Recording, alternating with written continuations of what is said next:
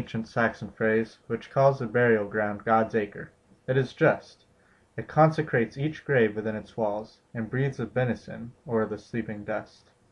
God's Acre, yes, that blessed name imparts comfort to those who in the grave have sown the seed that they had garnered in their hearts, their bread of life, alas, no more their own.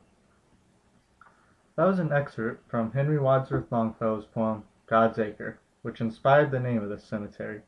In 1927, the Daughters of 1812 built the cemetery's gateway, with a plaque that dedicates the cemetery to patriots and pioneers who sleep in this God's Acre. Patriots and pioneers is a very accurate description of who is buried here. The first burial on the site occurred when Mary Ripley was laid to rest on May 20th, 1733. Mary was the daughter of Hugh Ripley, one of the 12 original settlers of Shippensburg. Since then, many of the early settlers and their descendants were buried here, although the oldest surviving marker only dates to 1781. The cemetery is also the final resting place of many veterans, including 14 from the Revolutionary War, 12 from the War of 1812, and 2 from the Civil War. These veterans include the Fightin' Martin brothers, who own the biggest tombstone in the cemetery. Thomas fought in the Revolutionary War, and his brother Paul fought in the War of 1812. Paul would later become the sheriff of Shippensburg, and is described as being extremely patriotic, and he did not take kindly to anyone talking bad about his country. Another interesting tombstone is that of Anne Vance. The tombstone reads, "Sacred to the memory of Anne, wife of William Vance, who departed this life the 26th of October, 1804, aged 30 years. Death, unpropitious, with an arrow rife, as she was walking, took away her life. On the highway she sunk beneath the wound.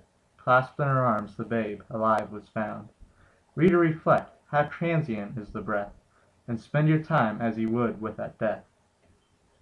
Many believe that Anne was killed by Indians, as she was shot with a bow and arrow, but Indian attacks would have been extremely rare in this area this late in history.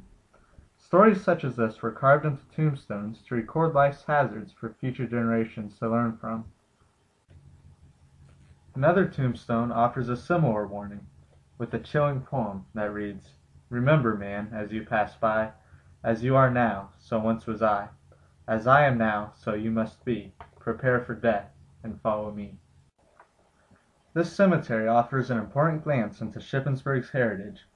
This patch of ground has seen it all, from the first burial in 1733 to its final burial around 1880.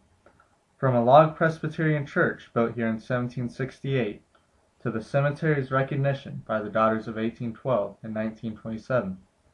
It features numerous colonial-era tombstones made of hard slate, as well as 19th century ones made of white marble. Acid rain has made many of the engravings illegible, and many other tombstones are beginning to crumble. But to step into this God's Acre is to take a step back in time and enter the company of Shippensburg's patriots and pioneers.